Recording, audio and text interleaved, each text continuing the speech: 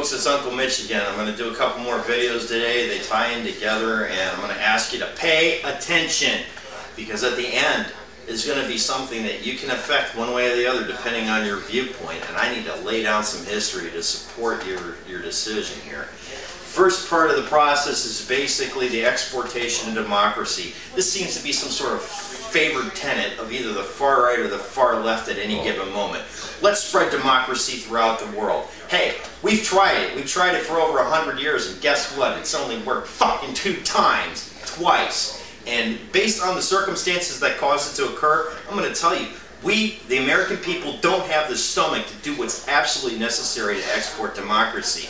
Let's go over the few experiments that the baby boomers witnessed, but the World War II generation did.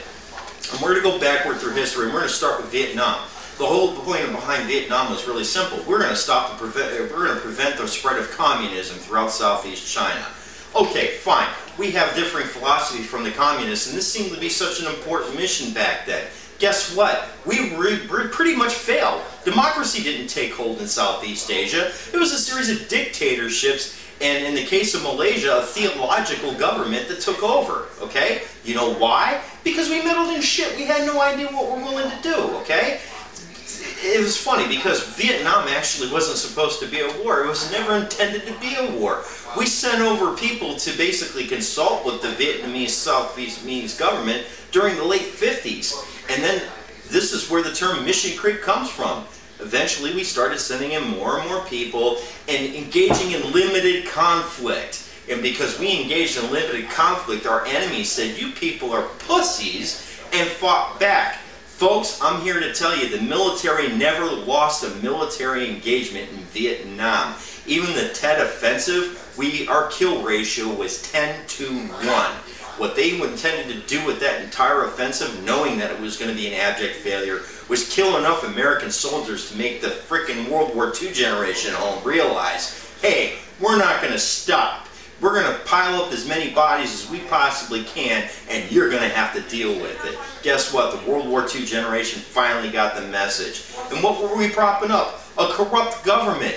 Hey, does this sound like another war we might be dealing with right now? We were propping up a corrupt government that had absolutely nothing to do with democratic ideals. It had everything to do with keeping the people in power in power. Why? Because they didn't describe themselves as communists. We got our ass politically kicked in Vietnam. We won every military battle, and the strategic design behind it failed utterly. So, our exportation of democracy there, outright failure. Let's go back a few years. We'll go into Korea. Korea was supposed to be some sort of a UN mission. Hey, even back then, the UN mission basically meant the Americans were going to send the bulk of the troops. The Brits were going to send what they had available, and France and Germany and every other nation involved was going to sit on the sidelines and pay attention to pop popcorn, okay? It's not like France sent the Foreign Legion there, the only military unit they have that has balls, okay? We were fighting, the Brits were fighting, and what did we basically do?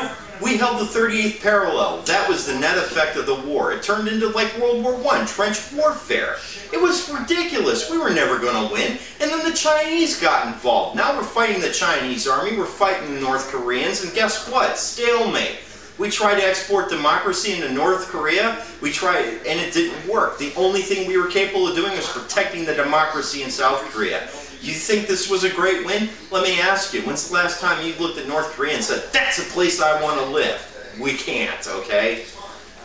So we go back a little further to World War II. The only time we were successfully able to export democracies during the World War II generation. And this is where we got the idea we could pull it off. But we forgot what we had to do to make it happen. Germany is pretty much a representative government now, as is Japan.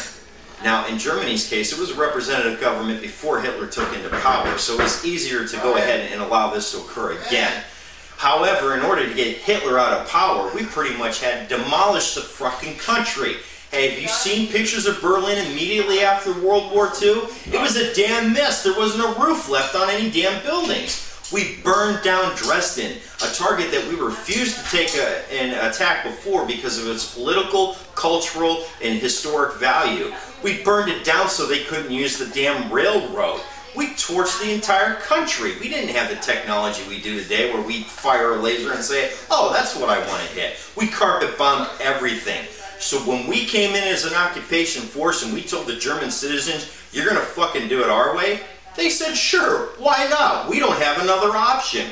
We had destroyed them sociologically, morally, their infrastructure was gone, and they had no political system. Hey, when somebody's desperate and hopeless, they're going to take any lifeline you throw at them, especially if you're the only lifeline you can throw at them.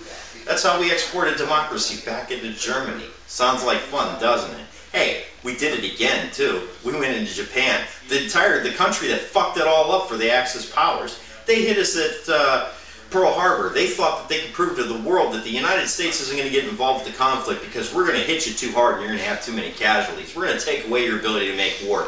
Even Yamato, who designed the attack program, basically said, this isn't going to work, you're just going to piss them off. Hey, he was right. Guess what we did? Yeah, we stormed across the Pacific. And we laid siege warfare against every Japanese emplacement we found.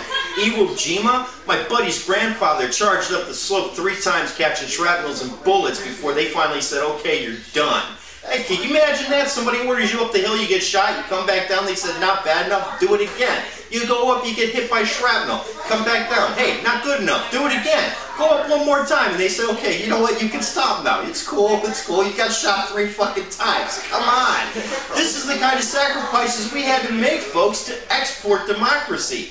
We went into Japan, and everybody focuses on the nuclear bombings of Nagasaki and Hiroshima. But that's not what ended the war. I'm going to tell you what ended the war. We destroyed Japan's navy, which meant that they couldn't bring foodstuffs and other things that they needed that they couldn't produce on the island because it's basically nothing more than a big rock. They couldn't go out and get those materials. It was impossible for them to maintain war, but when we invaded Okinawa, we found what these people were willing to do to defend the honor of their emperor. These people were committing familial suicide so that we couldn't capture them alive. That's why we dropped the bombs, Japan. I don't care if Clinton apologized. I sure as hell don't. But we don't look at the other destruction that we had brought on this island prior to this point. We burned down 3/4 of Tokyo. It wasn't standing, okay? Most of the industrial cities were reduced to rubble thanks to our B-29s flying overhead saying, ha ha, we've got napalm. Hey, it wasn't necessarily a good war for the Japanese to endure. So by the time we dropped those 2 nuclear weapons, let me tell you just how broken these people really were. Emperor Hirohito. These people rarely, if ever, saw them, and they had never heard his voice. The first time they heard his voice is when he told them, we gotta surrender, otherwise we're all fucked. How do you like that? A guy who's supposed to be divinity on earth, the first time his people hear him, it's to say, hey, no mas. It was a horrifying circumstance for these people. We did 3 things in that particular conflict that was right afterwards. First, we sent MacArthur with orders not to basically beat up the Japanese people too bad for what they did.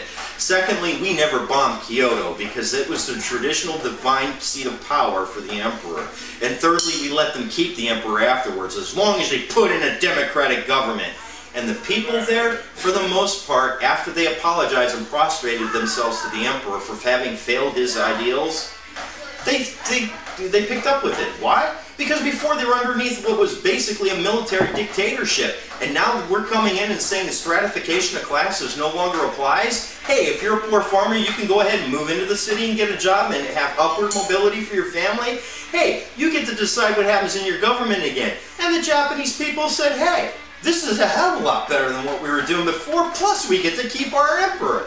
Make no mistake, folks, I don't think they're ever going to thank us for destroying their islands as much as we did, but at least they understand at the very core, from the beginning, that they came out a little better. And one last thing that allowed the Japanese to adapt so quickly to democratic ideals, they had a subservient sense of their place in the world. And still do to this day, the collective is more important than the individual. So when somebody else, like MacArthur, comes in and takes command of the collective, they're going to do what he says. Here's what to take out of all this, folks. The only 2 times we've successfully exported democracy, and don't point out the Philippines, okay? Because frickin' Ferdinand Marcos took over that country and ran it like his own personal dictatorship for years after we pulled our military forces out of there. Him and that fat bitch of a wife, Imelda Marcos, who had that shoe fetish, eventually had to accept exile in Hawaii for any sort of a democratic process to truly take hold. We haven't done it. We've never pulled it off. We tried to export democracy to China through our debt and through our ideals. Guess what? It isn't happening there. They're still killing political prisoners. And yet they got a lot of money. So the only 2 times we did it, we utterly devastated a culture, the entire culture of a people. That's what it took to spread democracy. Hey folks, we're not Rome. We didn't destroy these countries in order to promote democracy. We destroyed them because they fucked with us. And unfortunately, until we're willing to absolutely rip apart a nation and rebuild it from the very bottom up again, we're never going to be able to make it happen.